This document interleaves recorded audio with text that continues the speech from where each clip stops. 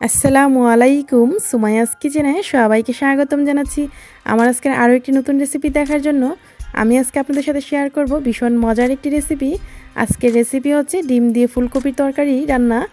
আশা করি রেসিপিটি আপনাদের কাছে অবশ্যই ভালো লাগবে। আর এই রান্নাটি তো জানেনই, যারা খেয়েছেন কতটা মজার হয়, আর যারা এখনও ট্রাই করেননি অবশ্যই ট্রাই করবেন। এই রান্নাটা খেতে কিন্তু ভীষণ মজার হয়। এই তরকারি থাকলে কিন্তু আর কিছুই লাগে না। আপনারা মাছ মাংস বাদ দিয়ে এই তরকারিটি খেতে বাধ্য হবেন, এতটাই মজার হয়। তো চলুন দেখে নিই রান্নাটি করতে কী লাগছে, পুরো প্রস্তুত প্রণালী।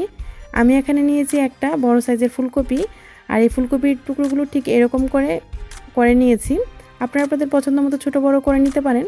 তারপরে এই ফুলকপি টুকরোগুলো ভালোভাবে ধুয়ে আমি পানিটা ঝরিয়ে নিয়েছি।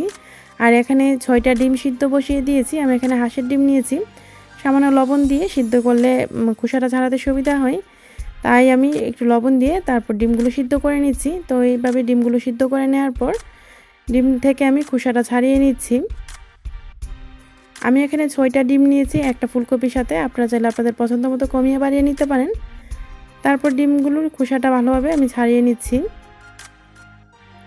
তো এভাবে ডিমগুলোর খোসা ছাড়িয়ে নেওয়ার পর প্রত্যেকটা ডিমকে আমি এভাবে করে একটু এভাবে কেচে নিচ্ছি, যাতে করে মশলাটা ডিমের ভিতরে যায়। তো এভাবে একটু কেচে নিলে রান্নাটা খেতে বেশি মজা হয়, মানে ডিমটা খেতে বেশি ভালো লাগে। তারপরে এই ডিমগুলো এভাবে আমি একটু করে হালকা করে কেচে নিয়েছি। আর এখন চুলায় একটা ফ্রাই প্যান বসিয়ে দিয়েছি। ফ্রাই প্যানটা গরম হয়ে যাওয়ার পর দিয়ে দিলাম এখানে 2 টেবিল চামচ রান্নার তেল। তেলটা গরম হয়ে যাওয়ার পর দিয়ে দিলাম সামান্য লবণ আর সামান্য হলুদ গুঁড়া ডিমটা ভাজার জন্য। তো এইভাবে আমি একটু নেড়ে দিলাম। আর এখন ডিমগুলো দিয়ে দিব। সবগুলো ডিম দেওয়ার পর নেড়ে চেড়ে ভেজে নিচ্ছি। আর এই ডিমগুলো কিন্তু একদম লাল লাল করে ফ্রাই করতে যাবেন না, তাহলে উপরটা মচমচে হয়ে যাবে, ভালো লাগবে না। হালকা একটু কালার চলে আসলেই নামিয়ে নিতে হবে। আমি প্রায় 20 থেকে 30 সেকেন্ড এভাবে নেড়ে চেড়ে ভেজে নিচ্ছি, চুলার আঁচটা ফুল আঁচে রেখে। তো এভাবে ভেজে নিয়েছি, আমি কিন্তু বেশি কড়া করে ভাজি নাই। এখন চুলা থেকে নামিয়ে নিচ্ছি। এই যে দেখুন, ঠিক এরকম করে ভেজে নিলেই হবে। তারপর এই তেলের মধ্যে আমি দিয়ে দিচ্ছি ফুলকপির টুকরোগুলো কিন্তু ভালোভাবে পানিটা জড়িয়ে নিতে হবে, না হয় ছিটকে পড়বে পানির কারণে। তারপর আমি দিয়ে দিলাম এখানে আধা চা চামচ হলুদ গুঁড়া। আর হলুদ গুঁড়াটা দেওয়ার পর নেড়ে চেড়ে মিশিয়ে নিচ্ছি। তো এইভাবে নেড়ে চেড়ে আমি ফুলকপিগুলো ভেজে নিব। তো আমি সামান্য তেল দিয়ে দিব এখন।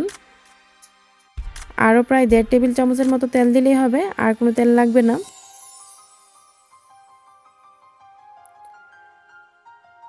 এখন আমি নেড়ে চেড়ে এই ফুলকপিগুলো ভেজে নিব। সামান্য লবণ দিয়ে দিলাম ফুলকপিটা ভাজার জন্য।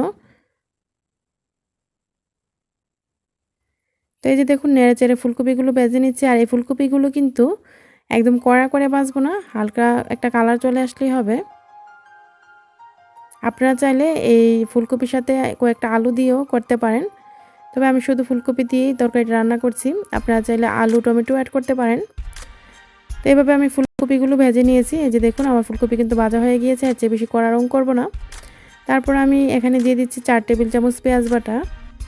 আর পেঁয়াজ বাটাটাই দিবেন, কারণ তরকারির ঝোলটাও ঘন হয়, খেতেও ভালো লাগে পেঁয়াজ বাটার কারণে। এখানে আমি পেঁয়াজ বাটাটা দিয়ে দিলাম। তারপর দিয়ে দিব আদা রসুন বাটা। আমি এখানে 1 টেবিল চামচ আদা রসুন বাটা দিচ্ছি। আদা রসুন বাটাটা আমি একসাথে বেটে নিয়েছি, তাই আমি দিয়ে দিলাম এখানে 1 টেবিল চামচ আদা রসুন বাটা। আদা রসুন বাটা দেওয়ার পর 1 থেকে 2 মিনিট ভেজে নিব, যাতে আদা রসুন বাটার কাঁচা গন্ধটা দূর হয়ে যায়। আর আমি কিন্তু এভাবে ফুলকপির সাথে ভেজে নিচ্ছি। ফুলকপিগুলো আর নামাইনি, একসাথে ভেজে নিচ্ছি সহজের জন্য। তো এভাবে 1 থেকে 2 মিনিট ভেজে নেওয়ার পর যখন কাঁচা গন্ধটা দূর হয়ে গিয়েছে, তখন দিয়ে দিচ্ছি এখানে পরিমাণ মতো লবণ। যেহেতু আমি ফুলকপি ভাজার সময় আর ডিম ভাজার সময় লবণ দিয়েছিলাম, তাই এখন কিন্তু বেশি লবণ দিইনি, পরিমাণ মতো লবণ দিয়ে দিলাম। আর এখানে দিয়ে দিচ্ছি 2 চা চামচ হলুদ গুঁড়া, 2 চা চামচ মরিচ গুঁড়া, 2 চা চামচ ধনিয়া গুঁড়া আর 1 টেবিল চামচ জিরা গুঁড়া। আমি জিরার গুঁড়া পরিমাণটা বাড়িয়ে দিয়েছি, আপনারা চাইলে কমিয়ে দিতে পারেন। আমি এখানে টালা জিরা গুঁড়া দিয়েছি। তারপর সবগুলো মশলা দেওয়ার পর এভাবে নেড়ে চেড়ে মিশিয়ে নিচ্ছি। সামান্য একটু পানি দিয়ে দিচ্ছি মশলাটা কষানোর জন্য ফুলকপির সাথে।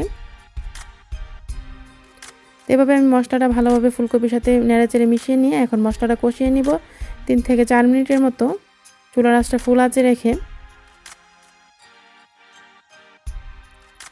তো এভাবে নেড়ে দিচ্ছি একটু পরপর, যাতে মশলাটা আবার নিচে দিয়ে না লেগে যায়।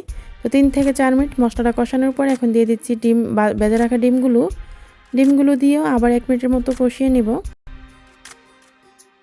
তো এভাবে 1 মিনিটের মতো নেড়েচেড়ে কষিয়ে নেওয়ার পর দিয়ে দিচ্ছি এখানে পানি। আমি এখানে বড় মগ দিয়ে 2 মগ পানি দিচ্ছি। আপনারা আপনাদের পছন্দ মতো ঝোলটা কমিয়ে বাড়িয়ে দিতে পারেন, যে যেরকম খান সেরকম দিবেন। আমি একদম বেশি ঝোল রাখবো না, আবার একদম কম ঝোলও না, মাখা মাখা ঝোল রাখবো। তো আমি 2 মগ পানি দেওয়ার পর নেড়েচেড়ে এখন ভালোভাবে মিশিয়ে নিলাম। তারপর ঢাকনা দিয়ে ঢেকে রেখে দিব বলক আসা পর্যন্ত। চুলার আঁচটা কিন্তু ফুল আঁচে রাখতে হবে। কিছুক্ষণ পর বলক আসার পর এখন আমি দিয়ে দিব এখানে কিছু আস্ত কাঁচামরিচ। আপনারা চাইলে ফালি করে দিতে পারেন, আমি আস্ত দিচ্ছি। কাঁচামরিচগুলো দেওয়ার পর আবারও নেড়েচেড়ে ঢাকনা দিয়ে ঢেকে রেখে দিব। তো কাঁচামরিচগুলো দেওয়ার পর এখন আমি একটু লবণটা চেক করে নিচ্ছি ঠিক আছে কিনা। লবণ সব কিছু একদম ঠিক আছে, চেক করে নিলাম। এখন ঢাকনা দিয়ে ঢেকে রেখে দিচ্ছি 10 থেকে 12 মিনিটের জন্য, যাতে করে ফুলকপিটা ভালো করে সিদ্ধ হয়ে যায় আর ঝোলটাও একটু ঘন হয়ে আসে। তো এই যে দেখুন 10 থেকে 12 মিনিট পর, কিংবা এর চেয়ে বেশি সময় লাগতে পারে আপনাদের। তো আমার 10 থেকে 12 মিনিট পরই ফুলকপিটা ভালোভাবে সিদ্ধ হয়ে গিয়েছে। আমি কিন্তু চেক করে নিয়েছি, ফুলকপি অনেক সুন্দর সিদ্ধ হয়েছে। তো আমার এই তরকারিটাও কিন্তু রান্না হয়ে গিয়েছে। এই পর্যায়ে আমি দিয়ে দিব এখানে ধনেপাতা কুচি। ধনেপাতা কুচিটা আমি দেওয়ার পর এখন প্রায় চুলাতে 1 থেকে 1.5 মিনিটের জন্য রেখে দিব, যাতে করে ধনেপাতার ফ্লেভারটা তরকারিতে ভালো করে যায়। ঢাকনা দিয়ে 1-1.5 মিনিট রেখে চুলাটা অফ করে দিলাম। এই যে দেখুন চুলা অফ করার প্রায় 5 থেকে 10 মিনিট পর তরকারির কালারটা নিশ্চয়ই দেখেই বুঝতে পারছেন কতটা সুন্দর হয়েছে। দেখতে যতটা সুন্দর হয়েছে, খেতে কিন্তু তার চেয়ে বেশি মজার হয়েছে। আমি এখানে একটা বাটিতে তুলে নিয়েছি, আর বাটিতে তুলে নেওয়ার পর দেখুন কালারটা কত সুন্দর হয়েছে। আপনারা কিন্তু অতিথি আপ্যায়নে এই রান্নাটি করে খাওয়াতে পারেন, এবং আপনাদের বাসার সবাই কিন্তু এই রান্নাটি খেতে পছন্দ করবে। আপনারা যদি অবশ্যই ট্রাই করেন তাহলে বুঝতে পারবেন। বাসার ছোট বড় সবার কাছে এই রেসিপিটি ভালো লেগেছে আমার বাসার। তো আপনারা আপনাদের বাসার সবাইকে এই রান্নাটি করে খাওয়াতে পারেন, এবং সবাই আশা করি প্রশংসা করবে খেয়ে। এতটাই মজার হয় ফুলকপি দিয়ে ডিম তরকারিটি। তো আশা করি আমার আজকের রেসিপিটি আপনাদের কাছে ভালো লেগেছে। যদি রেসিপিটি ভালো লাগে প্লিজ আমার চ্যানেলটি সাবস্ক্রাইব করে আমার সাথেই থাকবেন, আর ভিডিওটিতে একটা লাইক দিয়ে দিবেন। আমার আজকের এই ভিডিওটি দেখার জন্য আপনাদের সবাইকে অসংখ্য ধন্যবাদ। সবাই ভালো থাকবেন। আল্লাহ হাফেজ।